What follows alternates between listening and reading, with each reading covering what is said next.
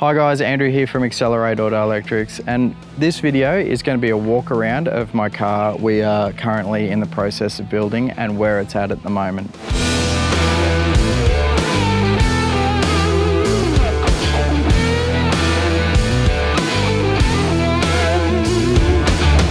So we'll start at the front. So obviously we've got the big standout here is an Animal off-road bull bar. I really like these. Obviously the look's good, they're very solid, and they integrate the light bars in them. So in here we've got two of the Night Armor. These are brand new to market, smoked light bars. So they give a spot, and then you'll notice they've got the spread on the side. So if I'm just using the two light bars, I get a really good coverage with a really bright light. They're really good. Then further down in the bull bar, obviously the number plate, we've got a Warn 12,000 pound Magnum. So obviously it's a Warn, it's pretty much the best out there. With the synthetic rope, it pulls really well, and I think a Warn's a Warn. We all know how good they are. We've actually Raptor coated the bash plate. They come in like a grey colour that I wasn't really into, and it's a bit shiny, so I've Raptor coated that to try and obviously keep the chips down, and it looks a lot better with it. I've still got to find some lights to fit in here. I'm not quite sure what we're going to do yet. You can fit like a small light bar in there, but I'm trying to come up with something a bit different in there. The headlights I've chosen to keep original.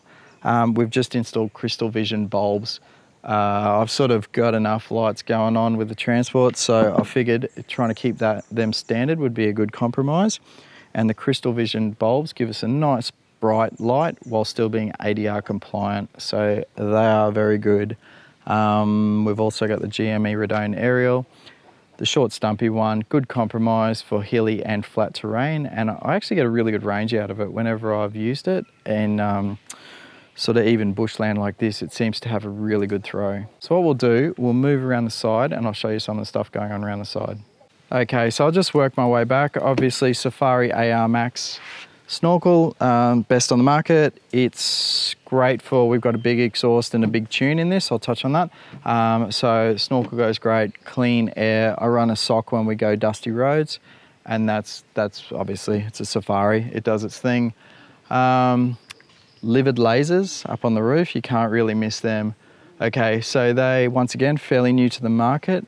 They are amazing for such a small light. The light they throw is fantastic. I've had them out at night, and I've put them up against some of the best big lights on the market, and I think they are the best around. The light that I get off of them is phenomenal. Because they're a laser beam, I don't actually get much reflection off the bonnet, which obviously is the first question everybody asks. Because they shoot out so well, then I really don't get the reflection, and my light bars at the front give me the spread, so I've got distance spread. The thing lights everything up really well. We've colour-coded the guards, the flares, just their factory flares, just colour-coded, and then obviously Mickey Thompson's with the Dirty Life wheels. Mickey Thompson ATZs, sorry. They're awesome, never had a flat. Get plenty of Ks. Clear view mirrors. We're obviously caravanners, it's a tourer, so we got the slide out mirrors. So use them for everything. Obviously everybody's got them. There's a new range that's come out now, and we probably will upgrade to them once I think the stock's a bit short on the moment, but we'll probably put the new clear views on moving forward. The other clear view product is these. So these are the clear view side step drop downs. Once like obviously the vehicle's got 4 inches of lift. I've got 3 kids under 7, and these were the best thing ever, because now the kids can get in the car without me. So anybody who's got kids know that lifting your kids in and out every time you want to do something gets a bit tiresome. Front runner roof rack. So we've actually flipped it. They normally they sit up a bit higher, but I wanted to bring it down a bit. So that's actually on upside down, but it worked really well, and it brings down, and then these light bars slip in the side. They're again more of a floodlight, and they're controlled a couple of different ways. I'll go through that, but mainly through the RedVision, and they'll illuminate really well. Great for campsites, camping, at night lighting up, and yeah, also good if you're going through a field and you're looking for eyes. They're really good for that. Moving on down, the big one, Norwell Deluxe tray. This is got the one with the built-in water tank, so it's got a water tank underneath, and it's also got the toolboxes and the drawer out the back. One of the things we're talking about, we're currently got a Norwell canopy being built, the Compact Deluxe canopy, and so when we start showing you some of the electrics, a lot of that is going to tie into the canopy, which I'll hopefully have within the month. So around the back here, Norwell Deluxe tray with Norwell sides. We've got the big drawer going on, and then also the Heyman Reese X-Bar. The X-Bar gives you a lot better departure angle and looks pretty cool, and obviously really good towing points. Couple of weeks we'll lose the sides when the Deluxe canopy, compact canopy goes on it. Next up, we'll show you inside. All right, so here we are inside the car. We'll try and do that. Because we got stuff going on everywhere. Let's start in the middle and work that way. So first up, Cruiser Console's console. It is the best mod I've done to this car after the side steps. Having this high center console, you actually have a comfortable driving position. I cannot recommend a center console enough. So Cruiser Console's console. We've also got in here, obviously the big Alpine head unit. This is the top of the range one at the moment. It's full Apple CarPlay, it's Bluetooth, it's also HEMA mapping and pretty much anything else you can think of. So we plug in with the CarPlay through here, and my quad lock obviously holds my phone securely. I've moved a couple of switches from that side over to this side to free that up. So that's why the DPF switch is on this side. DPF burn switch, it normally comes on the driver's side, but we've shifted that over to free up some room on that side, and we'll get to that in a minute. I think the next thing is my rear view camera here. So screen, this is a Safety Dave 7-inch clip-on screen. So it is either, I've got one on the headboard of my vehicle, and then it also connects, the second channel connects to the back of my Caravan. So I literally can just toggle between the two cameras, and I can see if my Caravan was hooked up now, we'd see on the back of the Caravan. So that one makes towing a lot safer. Between that and the clear views, I can pretty much see what's going on everywhere. Now the elephant in the room up here is the Department of Interior roof console, and then into it we've fitted the REDARC RedVision Screen. So this controls everything behind the seat that we'll show you, and also automates everything you can on the external of the vehicle. So the light bars that you could see up the top, they're operated through here. My compressor, my fridge feed down the back, rock lights underneath. It shows the ins and outs of my auxiliary battery behind the seat, and that really is a central hub for all the different sort of extras we've fitted to the vehicle. The advantage of this is it gives you multiple channels for your, multiple channels for inputs and switching. Anybody who's got a 79 series know there's no room for switches. Obviously some people there is some manufacturers that come up with secondary switch panels and they fill up with switches. But if you do it this way, you don't have to keep buying switches. You can reprogram it whenever you want, and you've got as many switches as you want. So that's cool. Map lights. So up here, I've got some storage. I normally have a first aid kit when we're traveling. I also got a couple of UHFs. So that's really good for when I'm reversing the Caravan. Give Bryony one of these and she can yell at me and tell me I'm going to hit a tree. I've got my own. She's got her own. Really useful little trick for when you've got a big van. So over here, we got EGT and boost. So that's pretty much everything going on with the engine. I've got quite an aggressive tune in this, so we do need to monitor the boost and so on. And then this is my REDARC gauge. So it's a dual volt and amp meter gauge. I've actually got the amp meter, something a bit different, hooked up to my alternator, so my output of my alternator. So the amps is showing what my alternator is actually producing.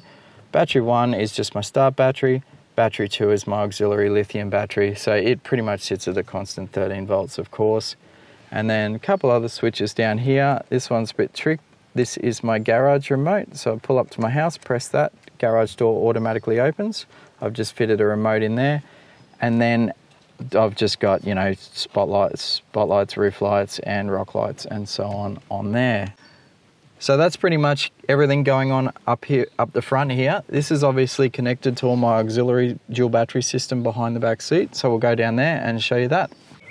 All right, so here we are down the back, and this is where it's all going on. This is a bit of overkill at the moment, but once the canopy goes on, all this is going to integrate with the canopy.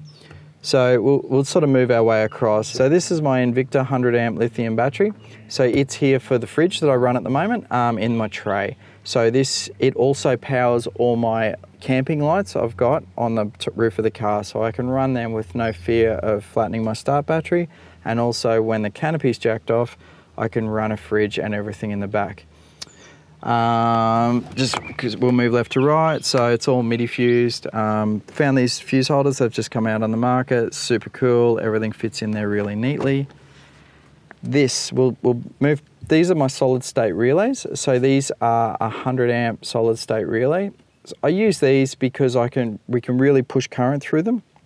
These are here for all the towing setup in the back. So my Anderson plug and so on runs through this. This also controls my fridge in my caravan. Fuse box just covers the lights and so on. And then pretty much here is where the magic happens.